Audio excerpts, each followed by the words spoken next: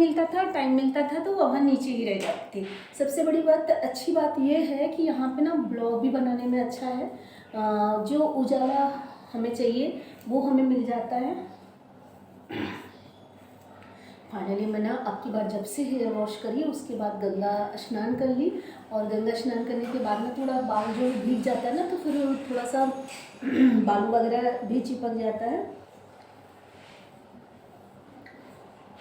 तो सुलझता कम है।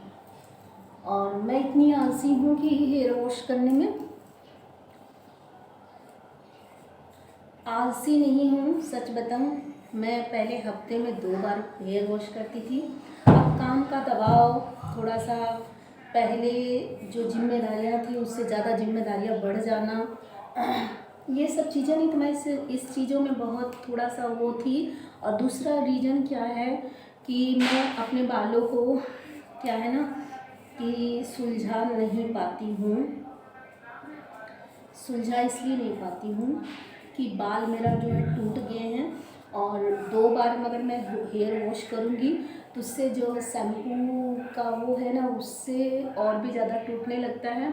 और सच बताऊँ कि बड़ी लंबी कथा है। एक तो मेरा खान पान गड़बड़ हुआ है उसकी वजह से, दूसरा बात तो वैसे भी सभी लोग कहते हैं, कोई ये नहीं कहता है कि हाँ मेरा बाल बचा हुआ है। सभी लोग का रोना यही रहता है कि हाँ मेरे बाल टूट गए हैं। तो मेरा भी यही रोना है, लेकिन मैं रोती नहीं हूँ कि हाँ भाई बाल तो टूटेंगे ही। मुझे एक बात याद आई, मेरे बुआ के लड़के हैं, मेरे परिवार में सबसे बड़े भाई हैं वो, मतलब मेरे पापा और बुआ चाचा, बच्चों में सबसे बड़े वो हैं। फिर उसके बाद मेरी बहन, हाँ मेरी बहन है, नहीं फिर एक भाई उनके और हैं, फिर मेरी बहन है तीसरे नंबर पे, और फिर मैं चौथे नंबर पे हूँ, नहीं मैं 5वें नंबर पे हूँ। बुआ के 3 बेटे हैं, और तीनों बेटे मतलब बुआ बड़ी हैं तो भाई बच्चे भी बड़े होंगे, तो मैं घर में 5वें नंबर पे हूँ, और मेरी बहन तीसरे नंबर पे है। परिवार में बुआ सबसे बड़ी है, फिर उनके बाद मेरे पापा बड़े हैं सबसे।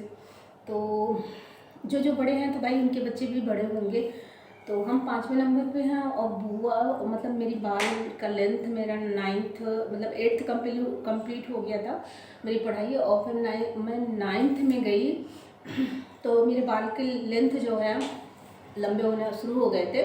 तो इतने लंबे नहीं थे, लेकिन अभी मेरे बाल बहुत ही छोटे हैं, बहुत छोटे हैं, मेरे बाल बहुत लंबे थे।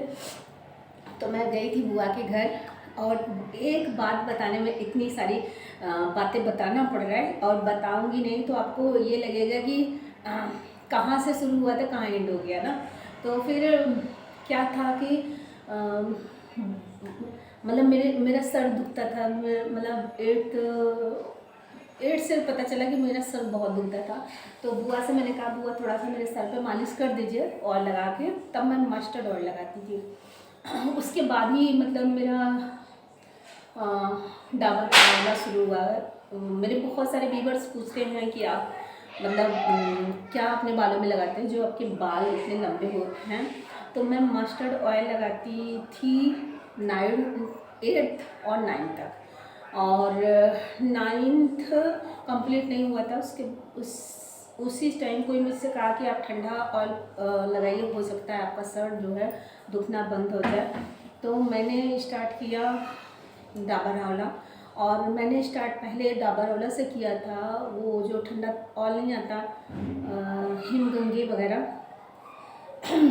तो उसको मैं जब लगाती थी तो मुझे बहुत ज़्यादा सर्दी होती थी, बहुत ज़्यादा, क्योंकि एलर्जी तो मुझे पहले से ही थी, और मुझे जानकारी बस नहीं होती थी। डॉक्टर को मैं दिखाई तो डॉक्टर बोले कि आपको स्नोफिलिया है, और एलर्जी में नहीं जानती थी। अब पता चलता है कि स्नोफिलिया और एलर्जी साथ में चलते हैं दोनों, तो चाहे आप एलर्जी बोलिए चाहे स्नोफिलिया बोलिए, थोड़ा नाम मतलब ये दोनों मतलब साथ में ही रहते हैं, तो ऐसा डॉक्टर ने बताया है।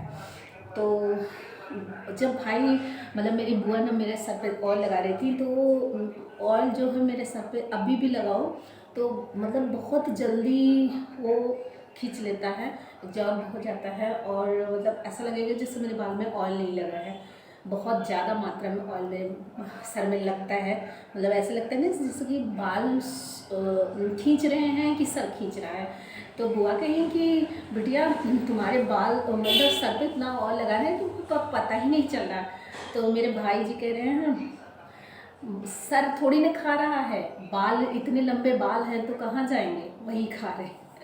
तो इतनी बात बताने के लिए मुझे इतना टाइम लगा, और अगर मैं इतना टाइम ना लगाती तो ये बात शायद आपको समझ ना आती कि क्या थी जर्नी। तो वो सारी चीज़ें थी, और मैंने फाइनली ये कभी कभी नहीं चाहते हुए भी बातें याद आ जाती हैं जो बचपन की हैं, और कहते हैं ना कि बचपन की बातें बचपन तक क्या पूरी लाइफ चलती है ना।